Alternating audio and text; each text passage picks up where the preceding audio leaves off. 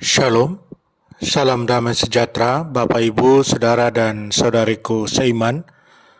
Semoga saya menjumpai Anda semuanya dalam keadaan yang sehat walafiat, tetap semangat, tetap tersenyum, tetap berpengharapan pada Tuhan kita Yesus Kristus, selalu dalam lindungan kasih Tuhan.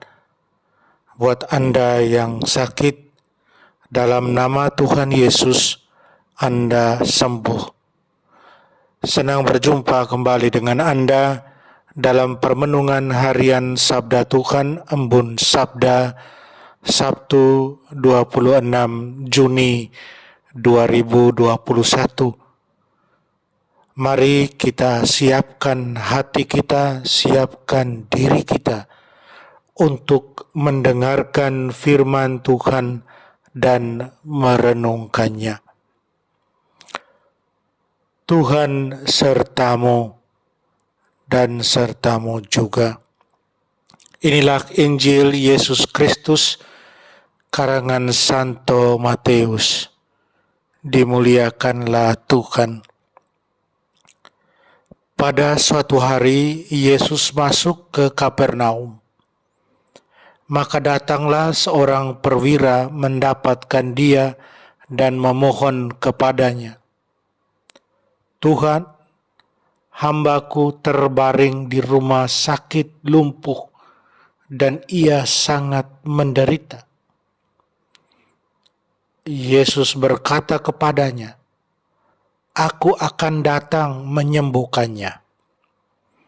Tetapi pria itu berkata kepadanya, "Tuan, aku tidak layak menerima Tuan di dalam rumahku. Katakan saja sepatah kata, maka hambaku itu akan sembuh. Sebab aku sendiri seorang bawahan, dan di bawahku ada pula prajurit. Jika aku berkata kepada salah seorang prajurit, 'Pergi,' maka ia pergi. Dan kepada seorang lagi, 'Datang,' maka ia datang. Ataupun kepada hambaku, 'Kerjakanlah ini,' maka ia akan mengerjakannya." Mendengar hal itu, Yesus heran dan berkata kepada mereka yang mengikutinya, "Aku berkata kepadamu, sesungguhnya iman sebesar ini tidak pernah aku jumpai pada seorang pun di antara orang Israel. Aku berkata kepadamu, banyak orang akan datang dari timur dan barat dan duduk makan bersama-sama dengan Abraham, Ishak, dan Yakub di dalam kerajaan surga. Sedangkan anak-anak kerajaan itu sendiri akan dicampakkan ke dalam kegelapan yang paling gelap. Di sanalah akan terdapat ratap dan kertak gigi." Lalu Yesus berkata kepada perwira itu, "Pulanglah dan jadilah kepadamu seperti yang engkau percaya." Maka pada saat itu juga sembuhlah hambanya. Setibanya di rumah Petrus, Yesus pun melihat ibu mertua Petrus terbaring karena sakit demam. Maka dipegangnya tangan wanita itu, lalu lenyaplah demamnya. Wanita itu lalu bangun dan melayani Yesus.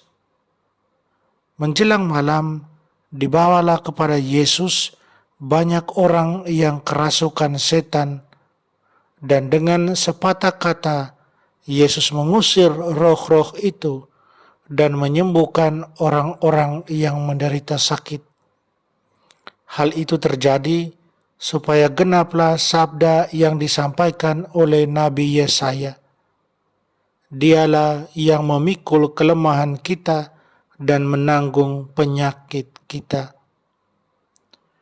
Demikianlah Injil Tuhan. Terpujilah Kristus. Saudara dan saudariku seiman, Saya ajak Anda merenungkan, tidak ada yang mustahil bagi Tuhan. Dia tahu apa yang kita butuhkan. Injil hari ini menampilkan beberapa kisah penyembuhan yang dilakukan oleh Yesus. Saya tertarik dengan kisah penyembuhan yang pertama, penyembuhan hamba dari seorang perwira. Pertama, saya tertarik karena penyembuhan ini terjadi tanpa didahului dengan permohonan agar Yesus berkenan menyembuhkan.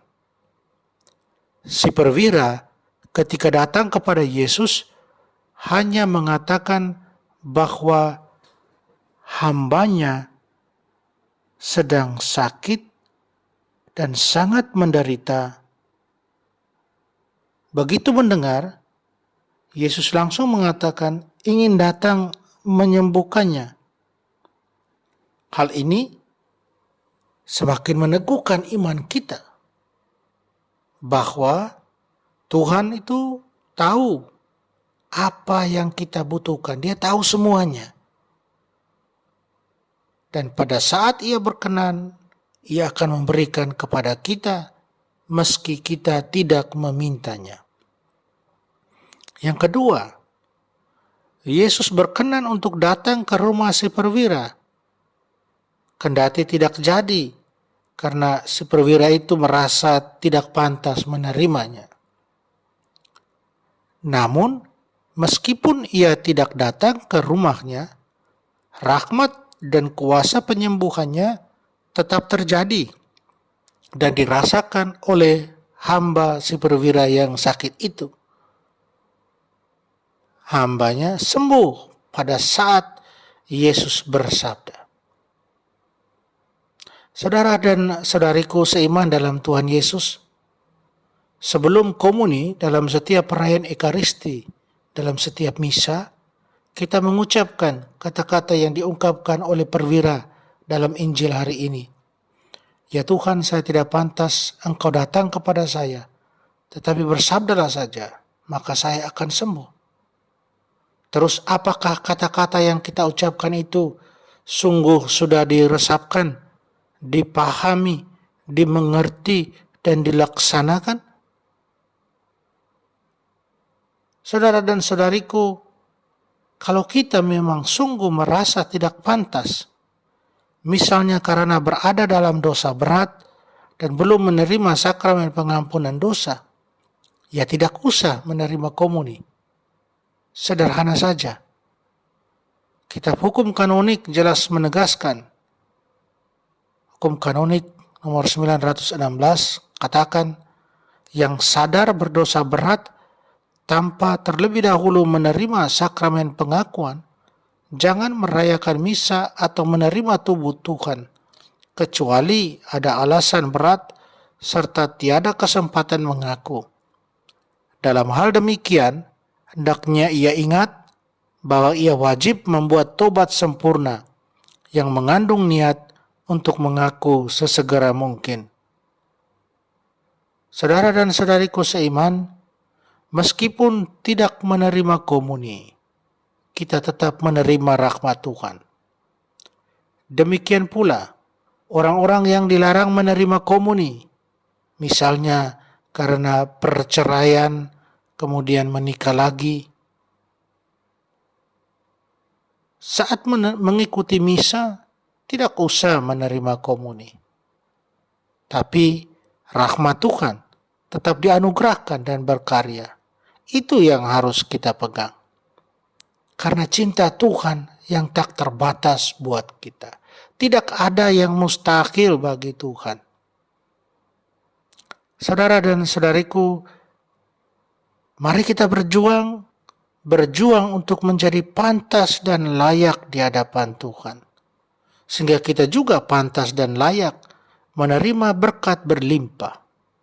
Dengan menerima apa yang kita butuhkan, yang sesuai dengan kehendak Tuhan. Ingatlah selalu, bagi Tuhan tidak ada suatu yang mustahil.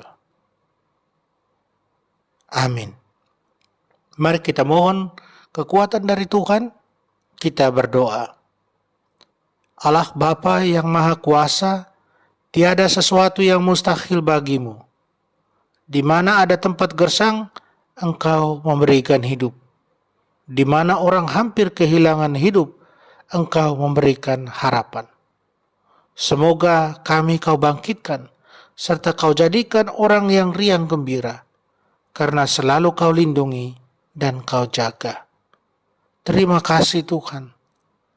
Amin. Mari kita mohon berkat Tuhan sertamu. Kita sekalian, semua orang yang kita sayangi dan cintai, segala usaha dan kerja kita, dilindungi, dibimbing, dan diberkati Allah yang Maha Kuasa, Bapa dan Putra dan Roh Kudus. Amin.